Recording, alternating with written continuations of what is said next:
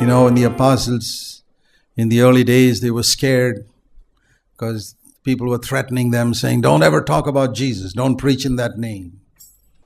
ఆరంభ దినాల్లో అపోస్తలులను మనం చూసినట్లయితే అనేక మంది వారిని భయపెట్టారు. యేసు నామములో ఏం బోధించవద్దని చెప్పారు. What did they say? They didn't say, "Lord, destroy these fellows." మరి వాళ్ళు ఏం చెప్పారు దానికి? ఓ దేవా, వీళ్ళని నాశనం చేయని వాళ్ళు అడగలేదు. Do you pray like that? Destroy these fellows. These fellows are attacking the Christians. Destroy them. మీరు ఆ విధంగా ప్రార్థన చేస్తున్నారా? వీళ్ళు క్రైస్తవులను హింసిస్తున్నారు, వీళ్ళని నాశనం చేయి అని ఆ విధంగా ప్రార్థిస్తున్నారా? The apostles never prayed like that. అపోస్తలులు ఆ విధంగా ఎప్పుడు ప్రార్థన చేయలేదు. Today, foolish people pray like that. Oh, kill these fellows who are killing the Christians.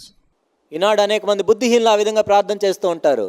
క్రైస్తవులను వీళ్ళు చంపేస్తున్నారు కాబట్టి వీళ్ళని చంపేయండి. No. God loves them. ఆ విధంగా మనం చేయకూడదు. దేవుడు వారిని ప్రేమిస్తున్నాడు. He wants to save some of them. వారిలో కొంతమందిని ఆయన రక్షించాలనుకుంటున్నాడు. But he's going to save them by giving the Christians boldness. క్రైస్తవులకు ధైర్యం ఇవ్వటం ద్వారా దేవుడు వారిని రక్షిస్తాడు. Not hatred, వాళ్ళను ద్వేషించటం ద్వారా కాదు, but boldness. కానీ ధైర్యం ఇవ్వటం ద్వారా.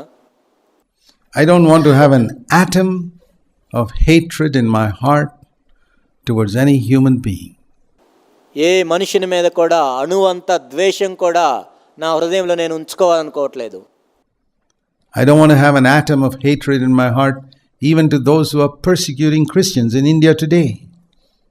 ఈనాడు భారతదేశంలో క్రైస్తవులను హింసిస్తున్న వారి మీద కూడా అణువంత ద్వేషం కూడా నా హృదయంలో నేను ఉంచుకోదలుచుకోలేదు.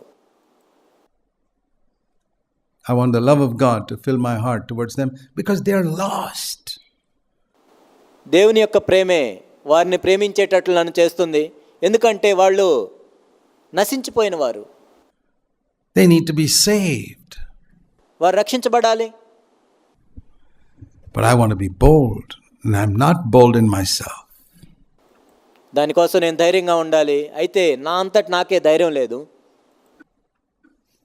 That's why I say the first thing we need to do, the first direction in which we need to look throughout the year 2008 is up. అందుకే మనం మొట్టమొదట చేయవలసిన పని ఏంటంటే ఈ 2008 సంవత్సరం అంతా కూడా మనం చూడవలసిన మొట్టమొదటి వైపు ఎటు అంటే పైకి మనం చూడాలి. Every day I want to see the Lord upon the throne. ప్రతిరోజు కూడా ప్రభువు సింహాసనం మీద ఉన్నాడు అని నేను చూడాలి. I want to see that the whole earth is under his control. I want to know that everyone on earth is nothing. ఈ భూమి అంతా కూడా ఆయన ఆధీనంలో ఉంది. ఈ భూమి మీద ఎవ్వరు కూడా ఆయన దృష్టికి గొప్పవాళ్ళు కాదు. వారందరూ కూడా అభావులు. And the more I see that, the less I'll fear. నేను ఎంత ఎక్కువగా ప్రభువుని చూసినట్లయితే మనుషుల గురించి నేను అంత తక్కువగా భయపడతాను. People. In the same way, the events and circumstances that are going to happen. My Father is not only one who is almighty. My Father is also one who knows the future. రానున్న పరిస్థితులను విషయాలను మనం చూసినట్లయితే నా తండ్రి సర్వశక్తిమంతుడు మాత్రమే కాదు, భవిష్యత్తును ఎరిగినవాడు నా తండ్రి. That's more than being almighty. Almighty means power. Knowing the future means he's got knowledge of everything that's going to happen. అది సర్వశక్తిమంతం కంటే కూడా ఎక్కువైంది. సర్వశక్తుడు అంటే శక్తికి సంబంధించింది. That's more than being almighty. Almighty means power. Knowing the future means he's got knowledge of everything that's going to happen. భవిష్యత్తును గురించి తెలుసుకోవటం అంటే భవిష్యత్తులో జరగబోయే ప్రతిదీ కూడా ఆయనకు జ్ఞానం ఉంది. And if he knows that something is going to happen to me day after tomorrow evening, I don't know. It may take me by surprise, but it won't take him by surprise. Then he has already made today some provision for that problem that I'm going to face day after tomorrow evening. Why? Because I'm his son. ఎల్లుండి సాయంత్రం నాకు ఏదైనా ఒక సమస్య వస్తుందనుకోండి, అది నాకు ఆశ్చర్యకరంగా ఉంటుంది, కానీ దేవునికి అది ఆశ్చర్యమేమీ కాదు. ఎల్లుండి సాయంత్రం నాకు ఒక సమస్య వస్తుంది అనుకుంటే దానికి కావలసిన సదుపాయాన్ని దేవుడు ఈరోజే కలుగజేస్తాడు. He's my dad. That's why. ఎందుకంటే ఆయన నాకు తండ్రి అయి ఉన్నాడు. And not just day after tomorrow, but in March 2008 or September 2008 or December 2008. I don't know what's going to happen, but there's nothing that's going to happen any one of the coming days that my Father doesn't know. ఎల్లుండి సాయంత్రం అనే కాదు, మార్చి 2018 కావచ్చు, September 2018 కావచ్చు, December 2018 కావచ్చు, నా తండ్రికి తెలియందంటూ ఏది నా మీదకి రాదు. And when I look at him upon the throne, I say, God, my dad, all the inhabitants of the earth are nothing. ఆ సింహాసనం వైపు నేను చూసి, నా తండ్రి, ఈ భూమి మీద ఉన్న సమస్త జనులందరూ కూడా నీ దృష్టిలో అభావులు. All the circumstances on earth are, you're going to be in control of all of them. And you're going to work it out all in such a wonderful way that by the end of 2008, I'm going to be a better man. ఈ భూమి మీద జరిగే పరిస్థితులన్నీ కూడా నీ అధీనంలో ఉన్నాయి. ఈ 2008 చివరికల్లా కూడా నేను ఇంకా శ్రేష్టమైన వ్యక్తిగా మారటానికి వాటన్నిటినీ మీరు ఉపయోగించుకుంటారు. I'm going to be a stronger man spiritually. And I'm going to be a gentler and a kinder person by the end of the next year.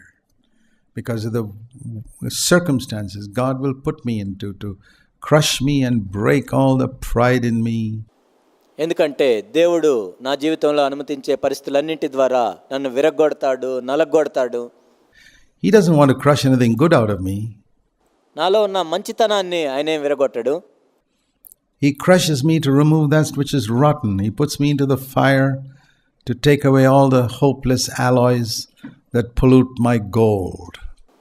నన్ను అగ్నిగుండా తీసుకువెళ్ళి నాలో నిరీక్షణ లేని పనికిరాని చెత్తంతటిని ఆయన తీసివేస్తాడు. ఆ తర్వాత శుద్ధ సువర్ణం వలె నేను బయటికి రావడానికి ఆయన సహాయం చేస్తాడు. He wants me to come out as pure gold, and I believe he'll take me through trial and testing. Because he wants me to be absolutely pure. ఆయన నన్ను శ్రమల ద్వారా, పరీక్షల ద్వారా తీసుకువెళ్తాడు. ఎందుకంటే నేను పవిత్రునిగా మారాలని ఆయన కోరుకుంటున్నాడు. So, I'm not looking for a comfortable life in the coming year. I'm looking for a triumphant life. కాబట్టి ఈ వచ్చే సంవత్సరం నేను సౌఖ్యంగా బ్రతకాలని కోరుకోవట్లేదు, కానీ శ్రమల ద్వారా, శోధనల ద్వారా వెళ్ళాలని కోరుకుంటున్నాను. For victory. The Christian life is not a picnic, it's a battle. ఆ విధంగా నేను విజయం పొందాలని. క్రైస్తవ జీవితం అనేది విహార యాత్ర కాదు, యుద్ధ రంగం. When the Indian soldiers go to Kashmir, they go to fight, not for a picnic. భారతదేశపు సైనికులు కాశ్మీర్కి వెళ్ళేది విహారయాత్ర కోసం కాదు, కానీ యుద్ధం చేయటానికి. But imagine, those soldiers don't know whether they're going to win a battle or not. They don't know whether they're going to die in that battle or not. They go with such fear. కానీ ఆ సైనికులకు తెలియదు, ఆ యుద్ధం గెలుస్తామో లేదో తెలియదు, ఆ యుద్ధంలో వారు చనిపోతారో లేదో తెలియదు. ఎంతో భయంతో వెళ్తారు. They go, they're loyal to the country, they fight, but they don't know what will happen.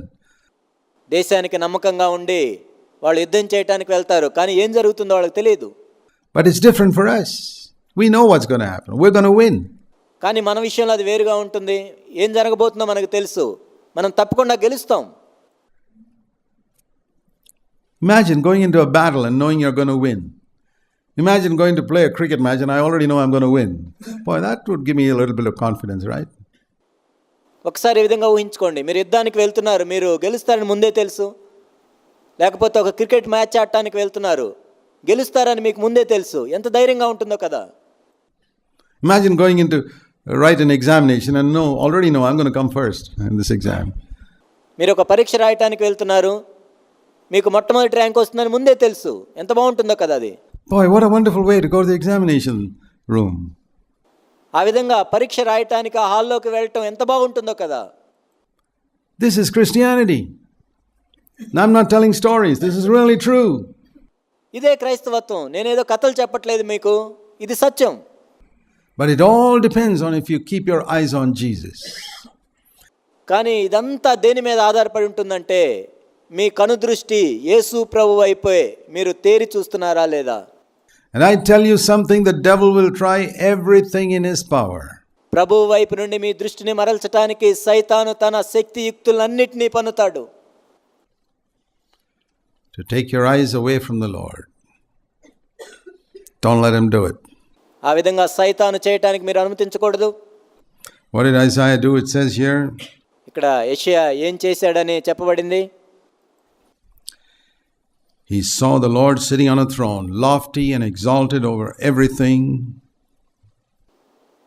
అత్యున్నతమైన సింహాసనమందు ప్రభువు ఆసీనుడై ఉండుట యెషయా చూశాడు. And everybody worshiping. Let me join that crowd and worship and worship and worship. అందరూ ప్రభువుని ఆరాధన చేస్తూ ఉన్నారు. నేను కూడా ఆ సమూహములో కలిసి ఆయన్ను ఆరాధన చేస్తూ ఉంటాను. Let this year be a year of worship where our Heavenly Father, who seeks throughout the earth for people to worship Him, will find in us. ఈ సంవత్సరం మనకు ఆరాధన చేసే సంవత్సరంగా ఉండాలి. ఈ భూమి మీద పరలోకపు తండ్రి ఎవరు నన్ను ఆరాధన చేస్తారా అని చూస్తూ ఉన్నాడు. ఆయన మనలో ఆరాధనను కనుగొనాలి. Worshippers. So what's the first direction we got to look? Up. కాబట్టి మొట్టమొదటిగా మనం ఎటువైపు చూడాలి? పైకి. At Jesus on the throne as one who is absolutely holy. They sing holy, holy, holy. These angels, they cover their faces because God is so holy they can't even look at Him. And I need to see something of that holiness. The absolute holiness of God. ఎంతో పరిశుద్ధుడైన యేసు వైపు నేను చూడాలి. ఈ దేవదూతలు ఆరాధన చేసినప్పుడు వాళ్ళ ముఖములు కప్పుకొని ఆరాధన చేస్తూ ఉన్నారు. పరిశుద్ధుడు, పరిశుద్ధుడు, పరిశుద్ధుడు అని. దేవుని యొక్క ఆ పరిశుద్ధతను నేను చూడగలగాలి. And as I see that, the second direction that I must look is in. నేను ఆ విధంగా ఆయన చూస్తూ నేను చూడవలసిన రెండవ వైపు ఎటు అంటే లోపలికి. So I look up and then immediately after that I look in. Now don't ever look in before you look up. మొట్టమొదటిగా నేను పైకి చూడాలి, ఆ తర్వాత లోపలికి చూడాలి. పైకి నువ్వు చూడకుండా ఎప్పుడూ కూడా మొట్టమొదటిగా నీలోకి నువ్వు చూడొద్దు.